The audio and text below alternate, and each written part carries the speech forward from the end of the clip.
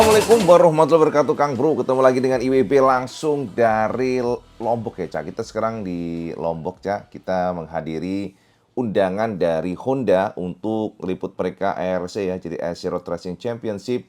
Makanya Cak, IWB nggak bisa ngepost kemarin ya, upload video kemarin. Soalnya kita ada kesibukan dengan race dan tentu Cak, IWB akan share ke semuanya bagaimana liputan kita tentang race di ARC Lombok karena ada beberapa poin yang menarik sekali. IWB akan bahas bagaimana di sana, termasuk bagaimana persiapan dari tim Merah Putih, khususnya tim dari Astra Honda Racing Team. Karena Veda Ega juga ikut ya. Jadi ini akan menjadi sebuah pembahasan menarik nantinya. Nah, teman-teman, kita per video ini akan kita skip dulu. Soalnya IWB ingin membahas mengenai bagaimana adanya kontroversi dari Marquez kembali. Kang Mas, kita belum digelar MotoGP ya, ibaratnya belum ada pertarungan yang benar-benar real antara Marquez dan juga Pecco. Ternyata sudah ada semacam persaingan tak tertulis ya, antara Pecco dan juga Marquez. Marquez yang kemarin mengikuti event yang digelar oleh Ducati yang bernama Lenovo The Race Championship ya, seperti itulah kira-kira. Dan ini adalah sebuah pagelaran atau event balap yang digelar Ducati untuk meluncurkan generasi terbaru dari Ducati Panigale V4. Jadi ternyata di sana saja sudah sangat panas karena Marquez berambisi banget untuk menjadi penguasa, untuk masuk podium, sehingga ada insiden yang cukup mencengangkan, Kang Mas. Karena Marquez sepertinya menghantam Bulega, membuat Bulega keluar dan crash. Dan ternyata ini juga menjadi perhatian semuanya, menjadi pembahasan. Bahkan rumornya sekelas bos dari Ducati pun memberikan peringatan kepada Marquez untuk jangan terlalu serius. Ya, jadi event kemarin kan hanya fun race gitu, bukan yang ada piala, itu nggak ada, Cak. Cuman ternyata Marquez sampai nyenggol dari Bulega. Nah, yang menarik adalah ternyata Marquez tidak mengaku itu. Marquez merasa tidak ada sentuhan.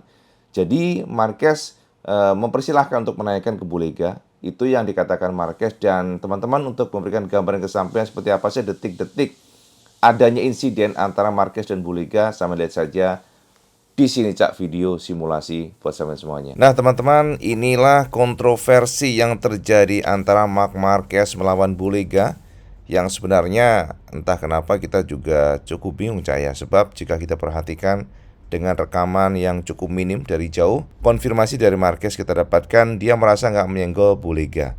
Jadi ini adalah video ya, kita akan coba share ke semuanya. Lenovo Race Championship yang digelar oleh Ducati pada peluncuran Panigale yang terbaru Cak. Jadi jika kita lihat dari sini Kang Mas ya, kita intip. Nah ini adalah posisi dari sang juara ya. Jadi Pecco Bagnaia memang luar biasa. Pecco saat ini kita pandang sebagai the best rider Ducati, yang juga ternyata memiliki adaptasi skill yang di atas rata-rata. Kita bisa pastikan setelah Pecco menyalip atau overtake Andrea Iannone, posisi dari Pecco sudah jauh di depan.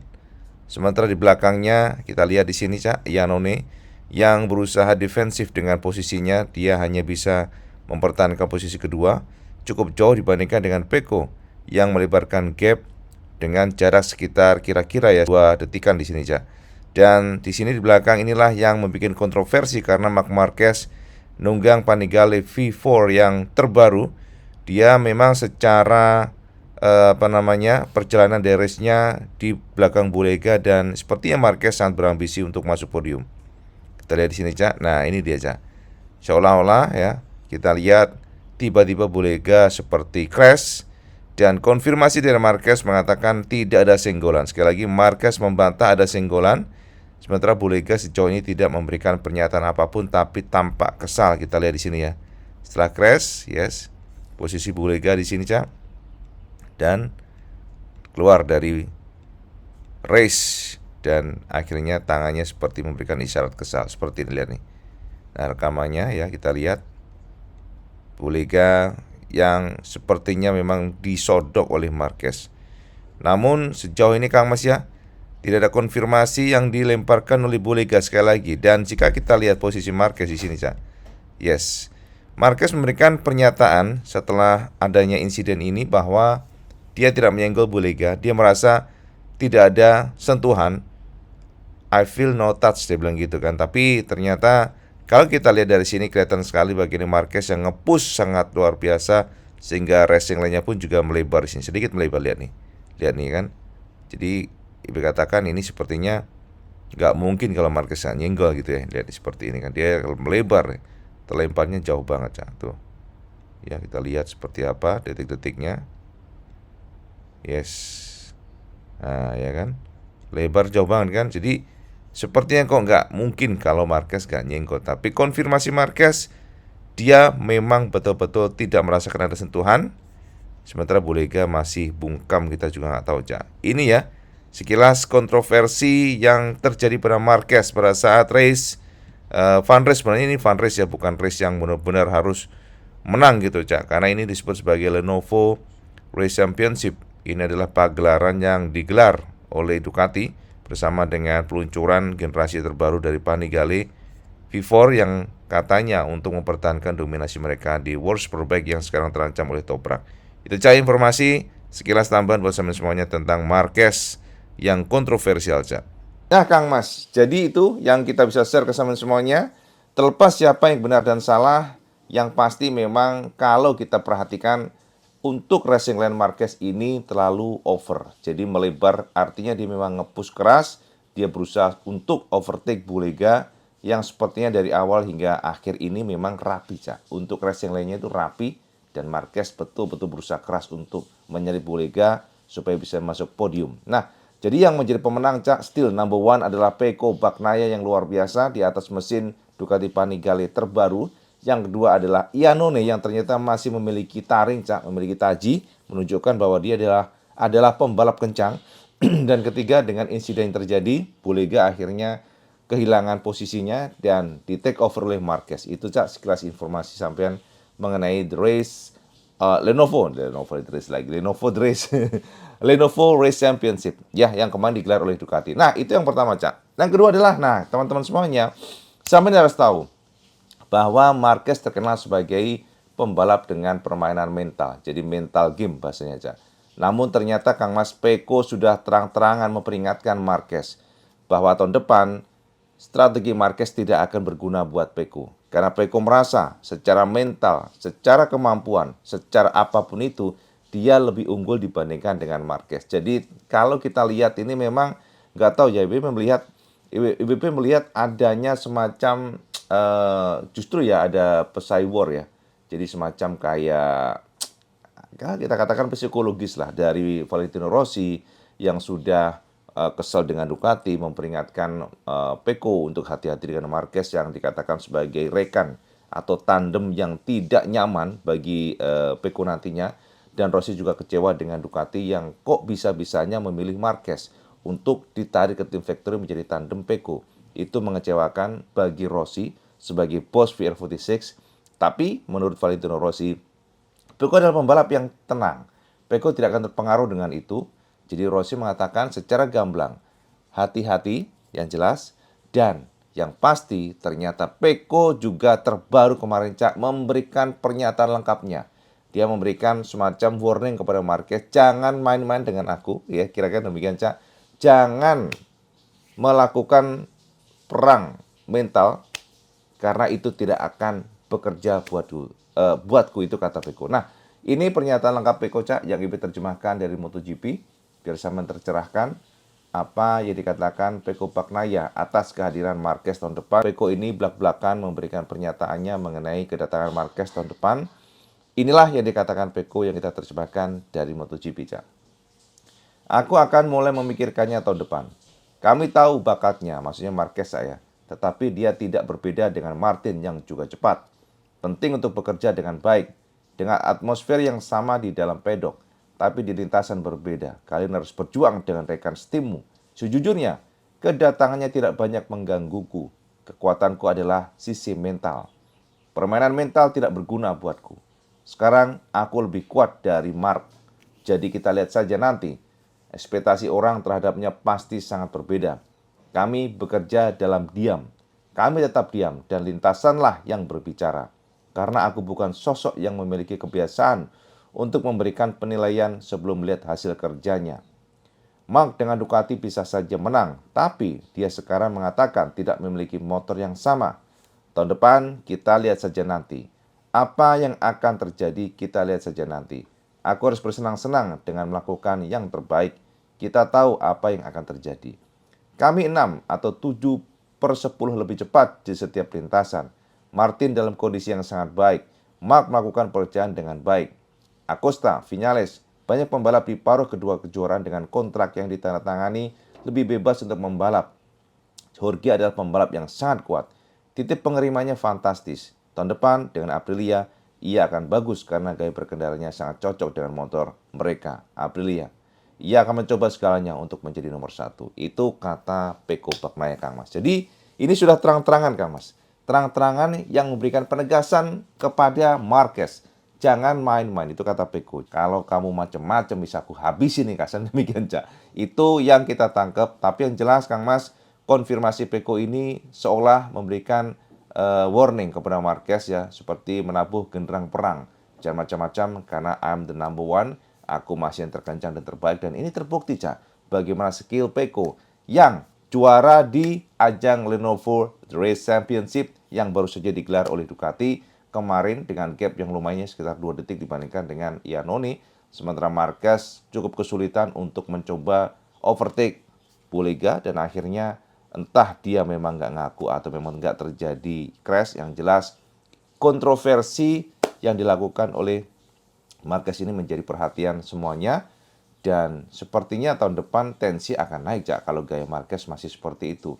Agresif ya, suka nggak suka, kita memang menyukai gaya-gaya yang agresif. Teman-teman, additional information buat sampean semuanya ya. IWP ingin share sampean biar sampean tahu bahwa ternyata Simon Cravar menjadi kepala film steward yang terbaru. Jadi Simon ini dipandang sebagai sosok yang memang sudah sangat ahli di bidangnya. Kita tahu Simon adalah mantan pembalap memang sih. Dia adalah reporter MotoGP, Dorna. Dia adalah komentator yang juga seringkali nongol di channel MotoGP. Dia memberikan edukasi mengenai MotoGP, mengenai komponennya, mengenai bagaimana MotoGP bekerja, how the MotoGP works, dan lain sebagainya. Dan ternyata akhirnya bisa kita katakan bahwa yes, Simon Cravar akan menjadi film steward yang terbaru. Leadernya maksudnya, pemimpinnya, bos dari film steward. Kita berharap ya, dengan adanya Simon ini maka akan ada balancing, akan ada keputusan yang kadang-kadang make sense. Soalnya di masa lalu kita lihatnya kayak nggak balance, tebang pilih, Cak. Ada crash, ada senggolan, maksudnya ada insiden sebagainya. Pembalap ini kena penalti, tapi tiba-tiba dengan case yang sama pembalap satunya nggak kena penalti. Jadi kita berharap Simon akan membawa sesuatu yang berbeda di MotoGP, akan memberikan semacam keasikan dalam atmosfer duel ya. Soalnya kalau kita ditonton atau diberikan tontonan maksudnya ya, yang terlalu strict ya nggak asik, Cak. Soalnya pembalap jadi takut untuk overtake ya. Kira-kira demikian, Kang Mas. Nah, Cak, ini adalah informasi terakhir ya. Soalnya kalau terlalu panjang akan sangat sulit nih, Cak. IWB harus siap-siap ke Mandalika lagi. Jadi Kang Mas, sama tahu sendiri Honda terpuruk. Honda menjadi tim yang kesulitan. Tapi Kang Mas, konfirmasi yang kita dapatkan dari Honda tidak akan lempar handuk. Honda sudah menyiapkan strategi di mana mereka di pertengahan musim ini akan mencoba komponen yang totally berubah total. Ini akan sebuah gebrakan atau langkah besar karena konfirmasi dari Puig, mereka memang sudah memplanningkan atau merencanakan ya, bahwa jika di awal seri sampai dengan pertengahan tahun tidak perform baik, maka mereka akan mencoba untuk melakukan langkah besar. Kita belum tahu, Cak, langkah besar itu apa, karena memang tidak dijabarkan secara gamblang. Bisa saja mungkin perombakan total engine, perombakan total sasis, karena sekali lagi Honda adalah tim konsesi tipe D, yang mana mereka dibebaskan, Cak, untuk merombak apapun, monggo mawon, Kang Mas. Bahkan kalau dirombak bentuknya pun bebas, selama tidak menggunakan roda 3, Cak. Tapi memang kalau kita lihat Honda ini adalah tim yang memiliki dana besar, hanya saja mereka ternyata nggak bisa improve, mereka nggak bisa bergerak. Dan memang dan ini ya, satu lagi, Cak, sebelum ibu lupa nih, kadang-kadang di sini kalau kita nggak sebutin langsung, takutnya lupa, Cak. Di mana Joan Mir akhirnya official diperpanjang kontraknya oleh Honda menjadi 2025 ke 2026. Jadi artinya 2 tahun lagi bersama Honda. Kita juga kaget soalnya kan kemarin-kemarin kayaknya curhat gitu ya Joan Mir, tapi ternyata dia mau juga bersama Honda. Nah, ya kalau kita lihat seperti ini ya kita bisa katakan no choice lah bagi Joan Mir karena nggak ada tempat buat Mir di tim lainnya. Jadi dia akhirnya mau nggak mau harus tetap bersama Honda, Cak. Mau pahit, mau getir, tetap bersama Honda. Jadi yang jelas Mir resmi dikontrak langsung 2 tahun 2025 2026 tetap bersama HRC.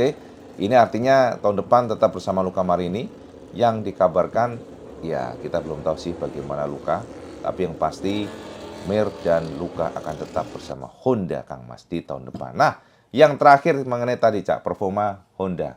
Teman-teman konfirmasi dari Puig yang kita dapatkan di sini Cak, bahwa mereka akan melakukan langkah besar dan inilah yang dikatakan Alberto Puig bagaimana kondisi Honda saat ini. Memang tidak mudah, kami belum berada di tempat yang kami inginkan. Kami mencoba untuk mencapainya, tetapi masih jauh. Kami berada di posisi standar kami, tetapi beginilah keadaannya sekarang. Dan kami berjuang, mencoba mengejar ketertinggalan dan mencoba berbagai solusi berbeda. Dari segi lap time, kami masih belum berada di sana dan kami mengetahuinya. Kami berusaha melakukan langkah sebanyak mungkin dalam waktu sesingkat mungkin. Kami memanfaatkan konsesi dan banyak melakukan pengujian, tetapi kami harus membuat langkah besar. Kami harus memperbaiki motor. Inilah intinya. Kami tahu apa yang kurang, tetapi kami masih belum mendapatkan solusi untuk menyelesaikan masalah. Namun masalah utama kami mengetahuinya dan memiliki pemahaman yang luas dan jelas. Hanya saja kami masih belum yakin 100% bagaimana cara memperbaikinya. Kami harus percaya diri, kalau tidak kami akan pulang. Apa yang kami tahu adalah apa yang kami lakukan. Kami tahu Honda tidak tidur. Namun apa yang kami coba, apakah berhasil atau tidak, itu cerita lain. Untuk paruh kedua tahun ini, kami akan mencoba membawa beberapa komponen baru dengan tujuan mencari performa terbaik. Tetapi tidak ada jaminan kami akan berubah instan. Kami sudah merencanakan di awal tahun bahwa paruh kedua tahun ini, kami akan mencoba hal-hal yang berbeda. Bukan hal-hal kecil, tetapi langkah yang besar.